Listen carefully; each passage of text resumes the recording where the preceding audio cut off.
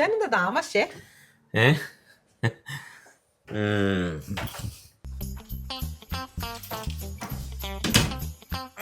ചായ അടിക്കട്ടെ? ഓ വേണ്ടടി, പിരിയും. പിരിയോ? അല്ല പിന്നെ മതി.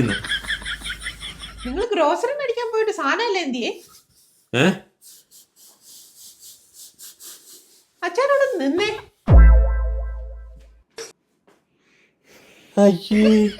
സത്യം പറ, നിങ്ങൾ കുടിച്ചിട്ടുണ്ടോ? കുടിക്കാനോ? നീ എന്തോ ഈ പറയണേ? കുടിക്കാൻ? സത്യം പറ. ഇങ്ങ് നോക്കിയേ, എന്നോട് നമ്മൾ പറയല്ലേ? നീയാണ് സത്യം. എനിക്ക് ചെറിയൊരു മിസ്റ്റേക്ക് പറ്റിയതാ. ആ ടോണി തെണ്ടി, അവനൊരു ഒറ്റ ഒരുത്തനായിരുന്നു എല്ലാത്തിനും കാരണം. ഇനി എനിക്ക് എന്നാത്തിന്റെ കേടാന്ന് അറിയത്തില്ല. വരുന്ന മേടിക്കാൻ ഞാൻ ആ ടോണിയുടെ വീട്ടിൽ വന്ന് കയറി. അവൻ പറഞ്ഞ് ചായ കുടിച്ചിട്ട് പോവാന്ന്.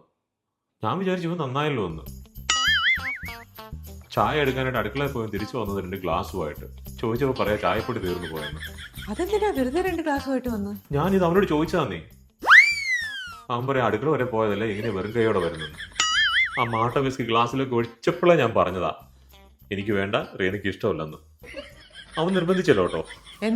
എന്നിട്ട് അവൻ എന്റെ ഫ്രണ്ട് ഇരുന്ന് പൂത്ത് വെള്ളം കുടിക്കണ പോലെ മടമടാ കുടിക്കാൻ തുടങ്ങി. ഞാനാണ് പാവം അത് നോക്കി വെള്ളം ഇറക്കിയിരിക്കുമായിരുന്നു. അപ്പോഴാണ് അവൻ പണ്ട് കോളേജ് വെച്ച് അവന്റെ ലൈൻ തേച്ച കഥയൊക്കെ പറയണത്.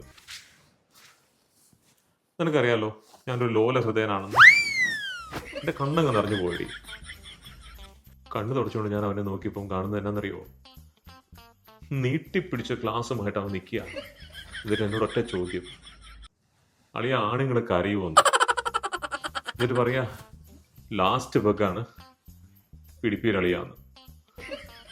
ഞാൻ ഒന്നും നോക്കിയില്ല, ഏട്ടൻ വല്ലം നോക്കാതെ ഒറ്റ അടി. അപ്പൊ ഒരു ഗ്ലാസ് നിങ്ങൾ കുടിച്ചോളൂ. ഒരു കുപ്പി വീട്ടിൽ നിരുന്നോണ്ടല്ലേ പോയത്. ടോണി ശരിയല്ല കേട്ടോ, സത്യമായിട്ട് അവൻ ശരിയല്ല.